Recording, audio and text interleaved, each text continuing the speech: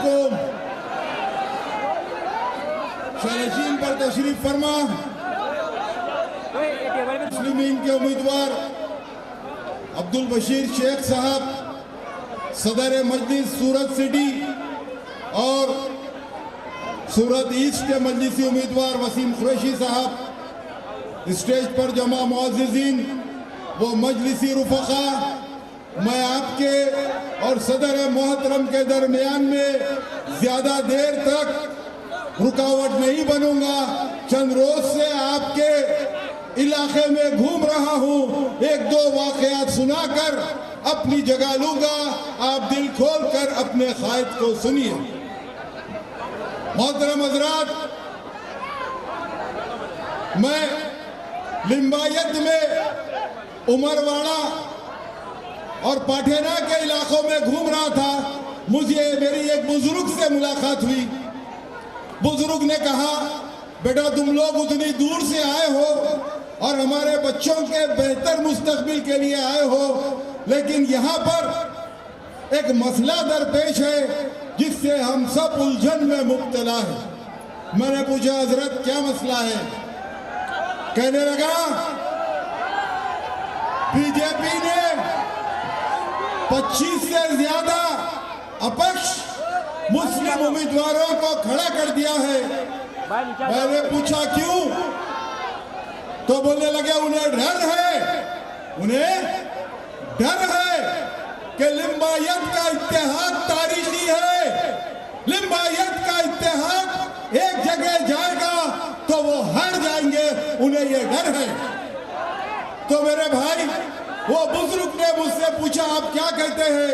मैंने कहा, हजरत इतना डर होना चाहिए, मजलिस इत्तेहादुल मुस्लिमीन से इतना डर होना चाहिए, असदुद्दीन अवैसी साहब से इतना डर होना चाहिए। क्यों होना चाहिए डर? मेरे भाई, असदुद्दीन अवैसी साहब की सियासत इख्तिदार के लिए नहीं है, बल्कि अपने अवाम की खिदमत के लिए असदुद्दीन अवैसी साहब और मजलिस इत्तेहादुल मुस्लिमीन सियासत करती है। कमजोर की ताकत बनने के लिए मजलिस इत्तेहादुल मुस्लिमीन सियासत करती है। मजलूम का सहारा बनने के लिए मजलिस इत्तेहादुल मुस्लिमीन सियासत करती है। कश्मीर से लेकर कन्याकुमारी तक जहां कहीं जुल्म और सितम का मामला हो तो बोले अवैसी। बाबरी से लेकर दादरी तक लड़े अवैसी। अखलाक से लेकर तबरेज अंसारी तक इंसाफ दिलाने के लिए चीखे चिल्लाए अवैसी।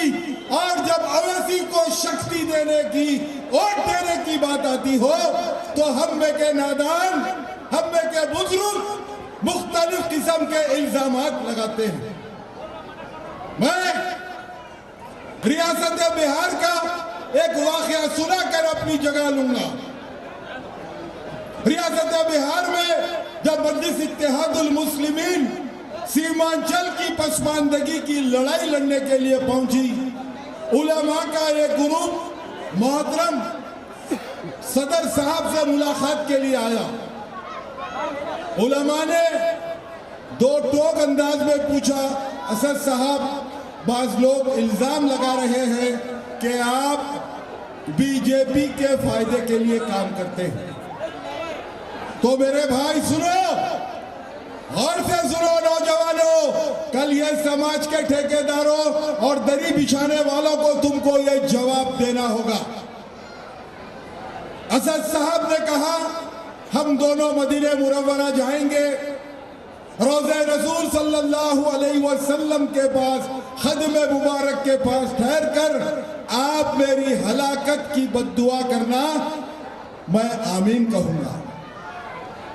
मेरे बुजुर्गों, वो आलिम साहब की आंखों में आंसू आ गए, रोते हुए बाहर निकले और ये कहने लगे, जब कभी किसी ने समाज में पिछड़े हुए लोगों की मदद की कोशिश की है, समाज के कमजोर अफराद की ताकत बनने की कोशिश की है, उन्हें ऐसे इल्जामात का सामना करना पड़ता है। मेरे भाई असदुद्दीन अवैसी साहब की राजनीति, असदुद्दीन अवैसी साहब की सियासत आपके सामने है। आपको फैसला करना है कि गुजरे कल में जियोगे या अपने ये नौजवानों और नौनिहालों के सम्मान की लड़ाई में असदुद्दीन अवैसी साहब का साथ दोगे। मैंने मेरे भाई सुरक्षा और सम्मान और बाइज्जत जिंदगी गुजारने के लिए असदुद्दीन अवैसी साहब हिंदुस्तान के कोने कोने में जाकर लड़ाई लड़ रहे हैं।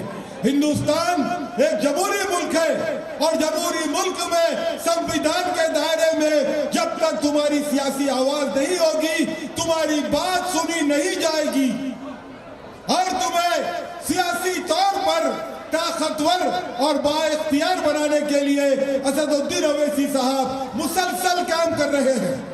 क्या तुम असद साहब के इस नेक मकसद का साथ दोगे? मुझे हाथ उठाकर जवाब दो। क्या तुम तैयार हो असदुद्दीन अवैसी साहब के इस कारवां में शामिल होने के लिए जो हमारे आज के ये छोटे बच्चों को, ये नौनिहालों को कल बाइज्जत जिंदगी देगा?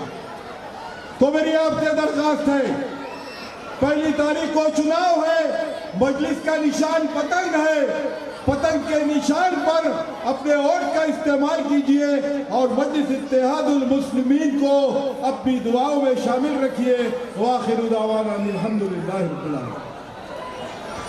माशाल्लाह, ये थे हमारे हैदराबाद से आए हुए मजलिस के जिम्मेदारान मंसूर साहब। अब आइए जो हमारे मेहमान सदर मोहतरम नकीब मिल्लत अलहाज जनाब बैरिस्टर असदुद्दीन अवैसी साहब की गुलपोशी के लिए मैं हमारे इंचार्ज 163 लिंबायत विधानसभा के हसन भाई और 163 लिंबायत विधानसभा के प्रमुख कल्लू भाई अंसारी और वार्ड नंबर 18 के प्रमुख हुसैन शाह इन्हें आवाज़ दूंगा तो यहाँ पर आए और सदर मोहतरम बैरिस्टर असदुद्दीन अवैसी साहब की गुलपोशी करें।